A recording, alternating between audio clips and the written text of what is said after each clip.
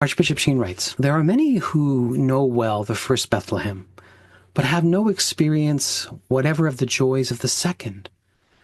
The difference between the two is the difference between the innkeeper of Bethlehem and Mary, between Herod and the shepherds. One can know all well about Christ, and still not have his birth in the soul.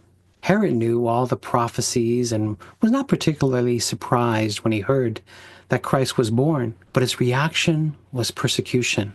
The reason the story of the innkeeper of Bethlehem holds such an important place in the Christmas story is because it's relived in those who refuse the inn of their souls in the second Bethlehem. The innkeeper had reason for his conduct identical to those who refuse Christ's rebirth in souls. That innkeeper may have turned away the incarnate God because he was not known, or because he was very busy with his clients who were pouring into the city for the census. He may also have had an economic reason, namely, Mary should have controlled the birth in some way and not have brought a child into the world in such poverty. Furthermore, the appearance of the mother and her luggage may have indicated to this man of the worldly standards that they were of no great importance. There is not a person in the world who does not become at some moment of his life the innkeeper of Bethlehem. The decision that he takes depends on the attitude in his heart towards divinity. The divine visitor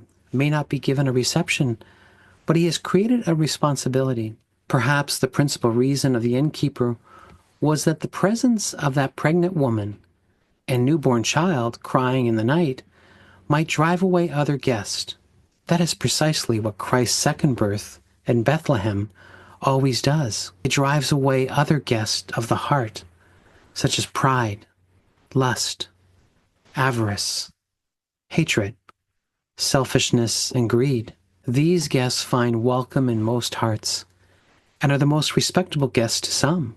Then, too, maybe the innkeeper thought it would not be remunerative to accept the mother and child. They would not be paying guests. It is very likely that the hotel rates went up considerably because of the grave need in housing.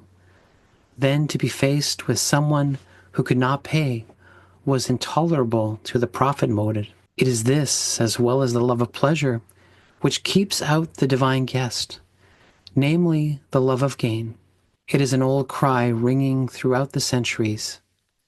No room, no room, no room.